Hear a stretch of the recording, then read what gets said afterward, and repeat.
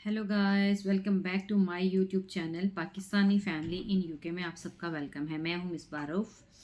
आज हम डिस्कस करेंगे यूके के टैक्स सिस्टम के बारे में कि जब आप यूके में आते हो तो आपको कितना जो है वो एम्प्लॉय टैक्स पे करना पड़ता है, कितना आपको एनआई पे करना पड़ता है, और जो पर्सन आपको जॉब पर रखता है उसको आपको जॉब पर रखने का भी टैक्स पे करना पड़ता है। तो हम देखेंगे कि उसको कितना टैक्स पे करना पड़ता है। तो ये सारी चीज़ें जानने के लिए वीडियो को देखिएगा एंड तक। और इफ़ आप न्यू हैं मेरे चैनल पर देन प्लीज़ चैनल को सब्सक्राइब करें, वीडियो को लाइक करें एंड शेयर करें।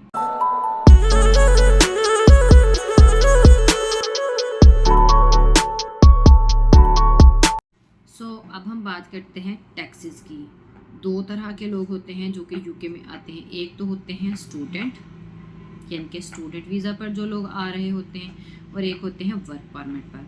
तो इन दोनों को डिफरेंट टाइप का टैक्स पे करना पड़ता है। सबसे पहले हम बात कर लेते हैं जी स्टूडेंट वीज़ा के ऊपर। जो लोग स्टूडेंट बेस पर आते हैं, चूँकि वो स्टूडेंट होते हैं, उनको तो स्टडी करना होती है, उनके पास जो वर्क परमिट का जो टाइम होता है ना, like only 20 hours per week होते हैं कि 20 आवर्स वो जॉब कर सकते हैं। इफ़ वो 20 आवर्स जॉब करते हैं देन उनको कोई भी टैक्स पे करना नहीं पड़ता, बिल्कुल कोई टैक्स पे करना नहीं पड़ता, क्योंकि उनकी जो सैलरी होती है पर ईयर की वो बहुत ज़्यादा नहीं होती है। ठीक है, तो स्टूडेंट तो ये माइंड से निकाल दें कि उनको कोई भी टैक्स पे करना पड़ेगा, वो सिर्फ अपने प्रोसेस स्टार्ट करेंगे, जो भी करेंगे वट। तो अगर हम बात करते हैं जी जो वर्क परमिट पर आए होते हैं, वर्क परमिट के जो उनका क्राइटेरिया होता है ना वो डिफरेंट होता है, लाइक उनकी पे के हिसाब से। ओके, तो अब हम बात करते हैं जो वर्क परमिट पर आते हैं तो उनको कितना एम्प्लॉय टैक्स पे करना पड़ता है, एनआई पे करना पड़ता है। ठीक है ना, तो उसके लिए एक गवर्नमेंट का क्राइटेरिया होता है जो मैंने कुछ नोट किया, मैं आपको बताती हूँ, आप चाहे तो नोट कर सकते हैं। लाइक इफ़ एक पर्सन जो होता है ना पर ईयर की जो पे होती है उसकी 12,570 होती है ना पर ईयर की, तो उसको कोई टैक्स पे नहीं करना पड़ता। लेकिन लेकिन लेकिन अगर इससे ऊपर उसको यानी कि अर्निंग होती है एक ईयर की, डेफिनेटली हो जाती है पर ईयर की ना 12,570 से ऊपर ही होती है जो वर्क परमिट पर होते हैं, तो उनको जो होते हैं बेसिक टैक्स पे करना पड़ता है। बेसिक सैलरी जो होती है ना 12,570 से लेकर 50,270 तक, इसके अंदर अंदर जिसकी जो सैलरी होती है ना पर ईयर की, उसको पे करना पड़ता है 20%। 20% टैक्स पे करना पड़ता है, ये एक बेसिक टैक्स होता है। और फिर होता है हायर। हायर में होता है 50,271 से लेकर 1,50,000 के अंदर अंदर जिसकी सैलरी होती है उसको टैक्स जो पे करना पड़ता है करना पड़ता होता है वो होता है 40%। और इससे फिर जो अबव होती है सैलरी वो ओवर में चली जाती है, उसका टैक्स और भी ज़्यादा हो जाता है। तो लेकिन मैं इतना जानती हूँ कि जो पर्सन इतना पैसा लगा कर आए होते हैं, आई डोंट थिंक सो कि उनको हायर या ओवर सैलरी मिलती होगी। I think so only basic salary में ही रहते होंगे इनिशियली। तो एवरी पर्सन बेसिक सैलरी में ही रहता है, बेसिक में, या फिर 12,570 से नीचे तक ही रहता होगा। तो इस हिसाब से उनको 20% ही आएगा। ठीक है, ये जो क्राइटेरिया है ना ये वाला टैक्सेस का, ये उन लोगों के लिए है जो लीगली वर्क कर रहे हैं, लाइक वो आए भी लीगल हैं, वर्क भी लीगल कर रहे हैं, उनको पे भी लीगल यानी कि पूरी मिल रही होती है, ये उन लोगों के लिए है।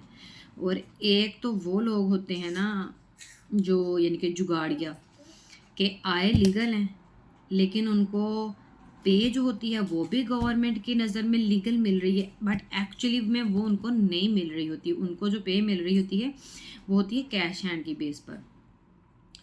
तो ये सारे प्रोसेस को एक दफ़ा सर्च किया करें। सर्च करने के बाद आप लोग देखना कि आप किस कैटेगरी में आते हो। अब हम बात करते हैं कि अगर आप खुद ये जानना चाहते हैं कि आपको जो सैलरी है आपकी पे स्लिप में कितना आपका टैक्स कटा, एम्प्लॉय टैक्स कटा, कितना आपका एनआई कटा, और फिर ये भी जानना चाहते हैं कि आपको पे देने के लिए आपके जो एम्प्लॉयर है उसको कितना टैक्स देना पड़ा। ये सारी चीज़ें जानने के लिए आप गूगल से जाके कुछ मल्टीपल वेबसाइट्स होती हैं उसके ऊपर भी चेक कर सकते हैं।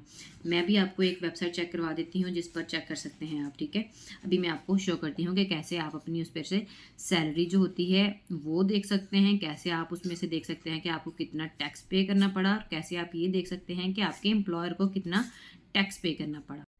ये देखें, मैंने accountancy.com.uk कैलकुलेटर को सर्च किया तो यहाँ पर मल्टीपल वेबसाइट्स आ जाती हैं, तो इनमें से आप किसी पर भी चेक कर सकते हैं। मैं चेक करती हूँ salary and tax deduction calculator पर, ठीक है। अभी देखें नीचे कैलकुलेटर आ जाएगा, तो आपने इसके ऊपर चेक करना है। आपने सबसे पहले सेलेक्ट करना है ईयरली चेक करनी है। ईयर मतलब कौन से ईयर की आपने चेक करनी है। जस्ट बिकॉज मैं चेक करती हूँ 2022 से 23 की चेक करते हैं, और ईयरली करनी है, मंथली करनी है या वीकली करनी है, तो हम चेक करते हैं मंथली, ठीक है।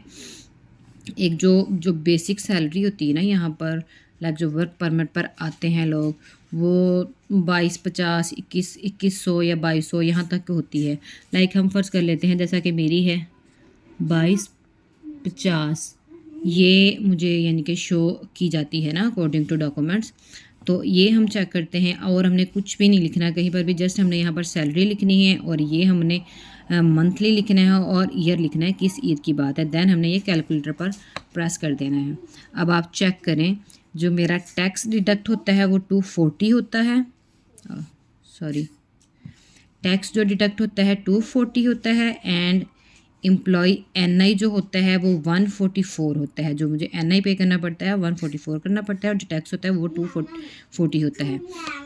और इसके ऊपर जो एम्प्लॉयर को देना पड़ता है, you can check, employer NI जो पे करता है वो करता है 206। जो ये सारी डिडक्शन के बाद जो सैलरी मेरे पास आती है 1865।